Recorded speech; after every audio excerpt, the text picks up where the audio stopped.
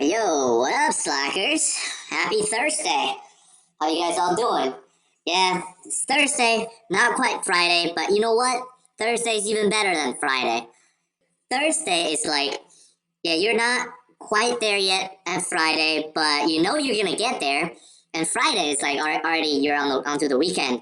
So yeah, Thursday's kind of like, you know you're gonna um you're gonna get there. You're trying to get into a girl's pants. You know you're gonna get there eventually. But Thursday is kind of like just before she asks you to follow her into the bedroom. And Fridays, actually you're in. Yeah, to me, Thursday's better than Friday. That's just my personal preference. But yeah, back to what we're talking about today. Dragon Ball episode number 9. Wow, we're already at episode 9. That's awesome. And today's big words or vocabularies are revolutionize. Well, revolutionize just means like a whole new way of doing things, right? You totally change the way things are done, how things are done. Bulldoze. Bulldoze just means to like shove your way through and leveling everything in your way. Kind of like bulldozer is one of those machines that kind of like annihilates buildings or annihilates any structures along the way. Those are like big old, with those like big old destroying arms and just like wipes everything out on its way. So that's bulldoze.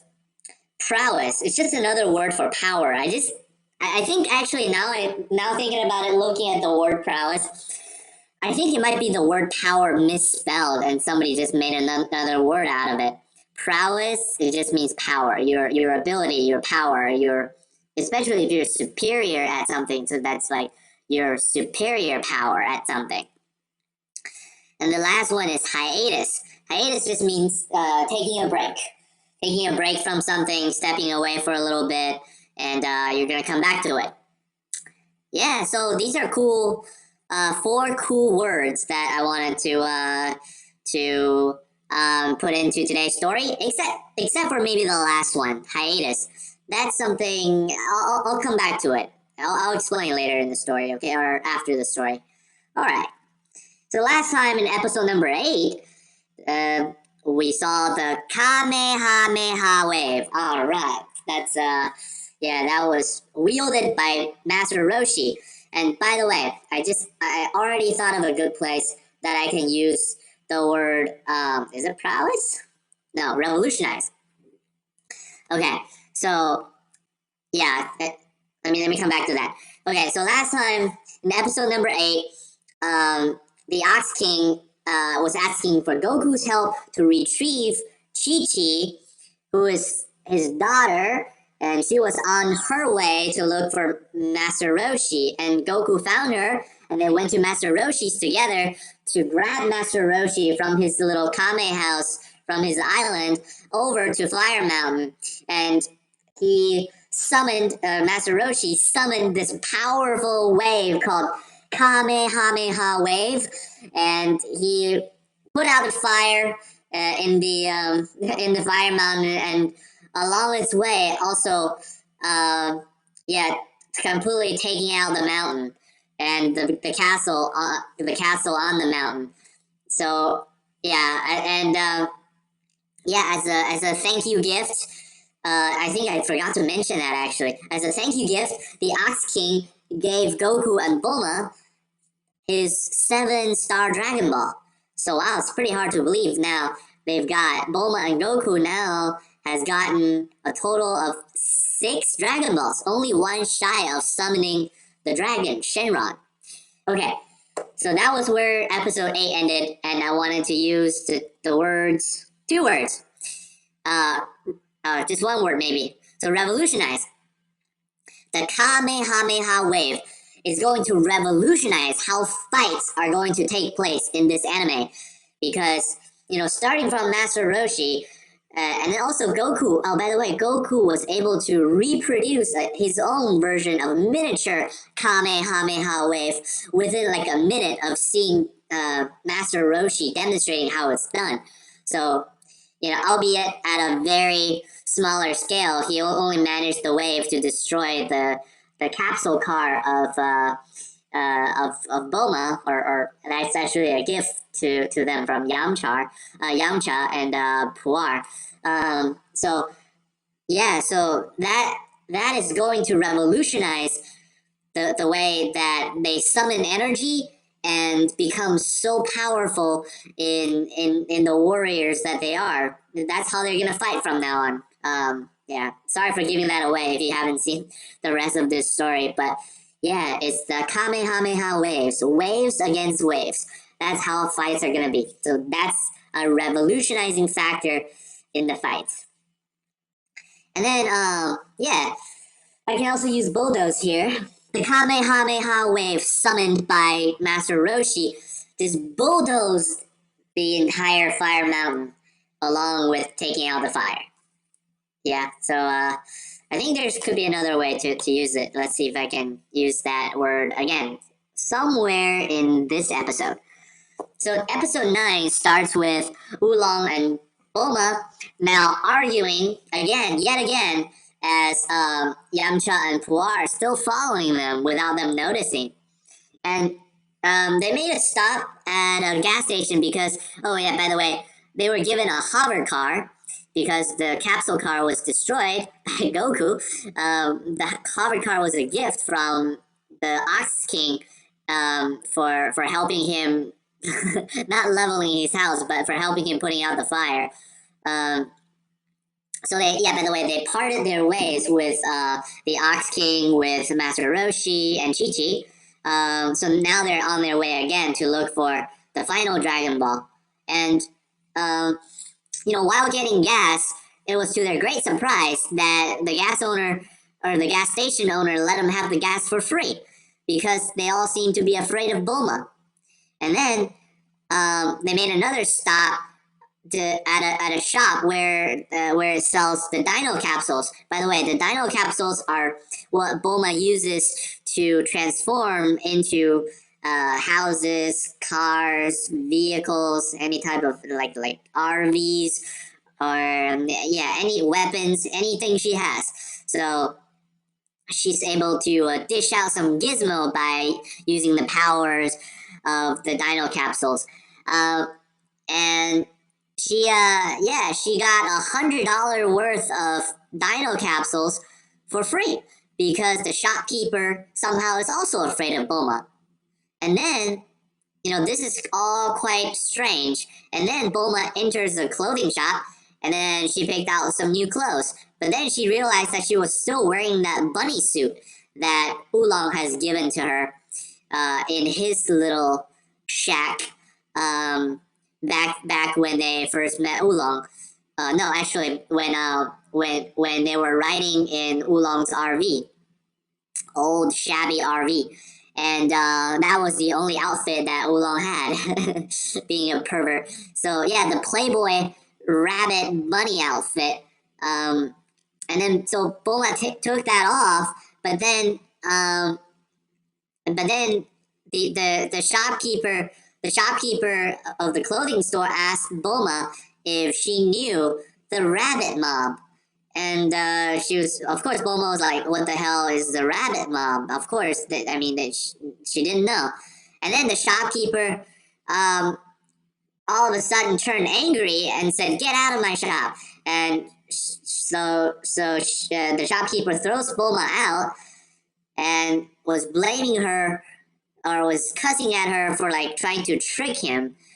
And then, all of a sudden now, Bulma, no one seems to be afraid of Bulma anymore because she took off her bunny suit. That was kind of strange.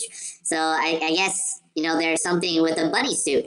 But is it because Bulma was so hot that she just looked so adorable in that bunny suit? Well, I guess with Bulma, she can be a playmate if she wanted to, although she wouldn't probably make the front cover of Playboy magazine. But yeah, I would say not quite. So she's adorable, but not quite. For people to give her gasoline or to give her all those free dino capsules, or for those costly dino capsules for free. So yeah, and then they saw two armed men, actually, big old grown ass men, now wearing rabbit ears, bunny ears. They walked into town, and then they started causing trouble, and they referred to themselves as the rabbits. And then they noticed Bulma quickly and started hitting on her. Of course, well, it's not because they took her as their kind, because Bulma was no longer wearing the Playboy suit. But these two rabbit ear wearing men were hitting on Bulma. Of course, like when bullies comes to town, they see hot girls walking around. Of course, the first thing they would do is to hit on her. Well, actually, you don't see that anymore these days, because yeah, today in our today's society, that would be like sexual harassment big time if you were to hit on somebody in a public setting. So yeah, I guess in the old days Dragon Ball world, they had much more freedom and much more fun at doing this than we have today in the United States. That's kind of sad. Um, yeah, yeah, flirting should be allowed. That is, um, yeah, I don't know. I think that's just, yeah, this whole Me Too shit has taken it too far, and just, I don't know, like with Harvey Weinstein and what are the other motherfuckers? Anyway, they've totally changed today's environment, and yeah, like everything that men do will be scrutinized to the closest extent, and yeah, even like, I guess taking a leak off the side of the road might be sexual harassment if somebody drives by and sees you. So yeah, let's see, where are we at? Yeah, of course, Bulma was like, "What the fuck you doing?" So she's like, she's trying to, yeah, like to get away from the two men, and Goku takes care of these two men for her easily by just kicking their ass. But then the two guys would call in their boss, and when their boss stepped into town, he got out of the car, and lo and behold, a giant rabbit stepped out, and his name is Monster Carrot. Duh. A giant rabbit named Monster Duh. Monster Rabbit. Monster Duh. Oh man. Yeah, and then in the meantime, Yamcha seems to recognize Monster Carrot, and he thinks there's something about this giant rabbit that he couldn't remember, but it's dangerous about him. So yeah, Monster Carrot, he like just like with his swag walks over to to engage Goku and Bulma, but then he offers his hand to shake his hand, or to shake Bulma's hand rather. Then Yamcha all of a sudden remembers that the rabbit's touch is lethal, because that is his weapon. So Bulma didn't know that, and she slapped his hand away. But then, in touching him, she got turned into a carrot. So Bulma now the carrot. And then Goku's like, "Oh, what the hell's happening?" But and then he was going to start his attack on Monster Carrot. But then Monster Carrot's like, "Hey, I'm gonna eat this carrot," which is actually Bulma, if Goku's gonna attack him. And okay, Goku said, okay, I'll back off. And then like Oolong saw all of this happening, he's like, "I'm getting the fuck out of here." So he drives off in the hover car. Such a good friend he is. Oh, Oolong. Okay. And then the rabbit, or the monster carrot, just now he's like free of any constraints, so he just not afraid of anything. He just starts beating up Goku. And then Yamcha all of a sudden, jumps in. This is where you see like a bandit turned hero transition or transformation. That's the moment that you see this happening. He came in, and he he takes out the what do you call it, the sidekicks of Monster Carrot. And in the meantime, Puar transforms himself and takes the carrot from Monster Carrot's hands, the carrot that Bulma turned into. And then Yamcha told Goku, "Do not touch the rabbit, but rather use his powerful to engage him, so he wouldn't have to touch him in order to beat him." And in the meantime, Monster Carrot's like, "Oh, where's the carrot?" And he goes after Puar for taking the carrot, or taking Bulma. And then Puar smacked into a pole and dropping the carrot along the way. So Goku, Yamcha, and now Monster Carrot were all jumping for the carrot. But then Goku's not going to get there in time, so he uses his power pole to extend it and knock the carrot out of the way to avoid it being grabbed by Monster Carrot again. And then, trying not to touch Monster Carrot, Goku and Yamcha, or Yamcha, why I keep calling this dude a Yamcha, like he's from the Middle East or something. His name is Yamcha, and I believe this dude is Chinese or Cantonese, because his name sounds pretty Chinese. So yeah, they were trying to engage the giant rabbit in battle without touching him. But then,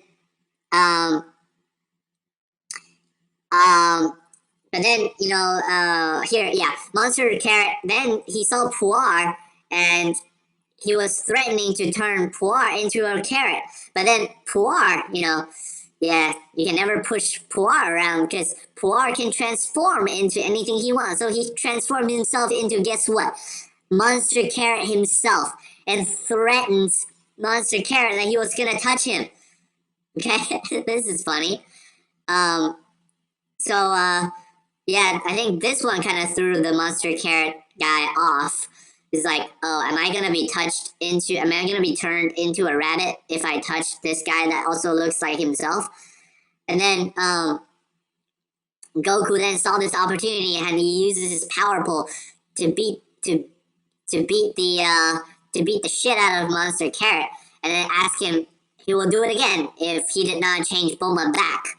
So yeah, out of options, now the giant rabbit obliged, and turns Bulma back to her normal self, or into her normal form. And then in the meantime, as Bulma regains kind of like consciousness, Yamcha and Puar they took off because they didn't want to see Bulma. But in the process, Yamcha left a comment that Bulma was much easier to deal with when she was a carrot.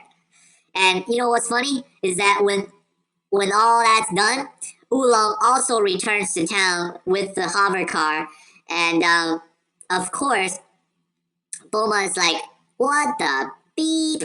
to Oolong, because he basically bolted when they needed him the most, and at the same time, Oolong was like, smacking his head, and he's like making this exact same comment that yes, Bulma was definitely easier and nicer as a carrot than her normal form. And then with after the battle, they tied up the rabbits. So that's the Monster Carrot himself, as well as his two sidekicks, and Goku. Yeah, Goku. He used his powerful weapon, the power pole, to take him up to the moon. That's cool, right? I think the power pole can extend infinitely. The power pole can extend infinitely, and Goku is able to send the three bandits to the moon. And did he also go to the moon himself? He might have, because I think he took them there with the power pole. I don't know how he did that, but the power pole extended, they got to the moon, and Goku came back by himself because he left them on the moon. And he asked the gang, the rabbit gang, okay, or it's called the rabbit mob. If you guys can make children's candy for a year on the moon, I will come back and come get you so you can return to Earth after 1 year. So I guess that's what the guys will be doing for the rest of that year.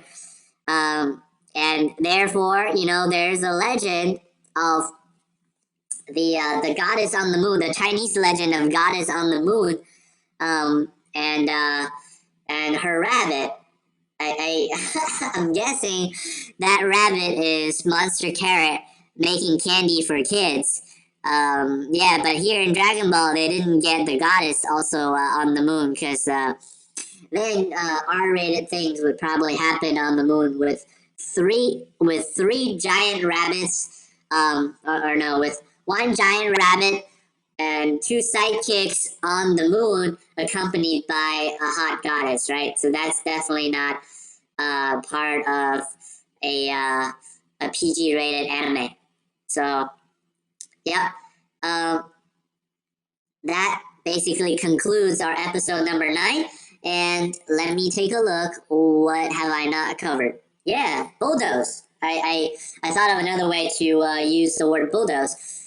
Yeah, if I were Monster Carrot and I have the ability to turn everything I touch into a carrot, I would definitely bulldoze my way through like a music festival or through like a crowded area in the mall, because yeah, I can have everything I wanted. I can just turn them into a carrot. No, I can go anywhere I want without having to wait in line, because yeah, I would just be able to bulldoze my way through, literally bulldoze, and turning things into carrots along the way. Prowess. That's a cool one. So prowess, I would say Goku was able to beat Monster Carrot because of his prowess in weaponry. And we all tend to forget that, in addition to his powerful self, he also has a nice weapon called the Power Pole, which is extendable and can beat up his enemies without actually Goku having to touch the enemy with his hand. So that prowess has allowed Goku to, defeat the giant rabbit. And the last word is hiatus. This is a cool one. The reason that I have it here in this episode is because, guys, I'm actually thinking of taking a hiatus from this Dragon Ball episode. We're on to now, Dragon Ball episode number 9. And I think I'll finish it off with a Dragon Ball episode number. Why do I keep saying Dragon Ball episode? I'll finish it off with episode 10, so that 10 is a good number. It's a complete number. It's an even number, and I like it. Yeah, the reason is I've been thinking why I wanted to do this series in the format that I've been doing. It's really because I wanted to learn to tell a story that I really liked and enjoyed as a kid, and to kind of relive that thrill of being kind of fully immersing into that awesome story, and to be able to tell it to all of you, y'all slackers. Yeah, but I guess I've been doing a pretty bad job at it. I mean, I'm able to do it, I guess. I can tell the story by reading parts of it, and also trying to recite it in my mind as I'm going through. But yeah, this is a pretty piss poor job of telling an anime story. So I'm probably gonna be putting better use of my time somewhere else. Probably into the book review series, because I'm actually learning something from going back to go through all the books that I have been that I've been discussing. So those are pretty helpful. But with Dragon Ball, it's nice. I enjoy it. Don't get me wrong here, but I don't think I'm helping myself as much. So I'm gonna take a hiatus after episode 10, and yeah, thank you so much for listening to the episodes. If you've gotten this far, and it's yeah, it's a pleasure to share that wonderful story um, of Goku and company with you. And yeah, we'll cap it off with episode number 10 next time. Okay?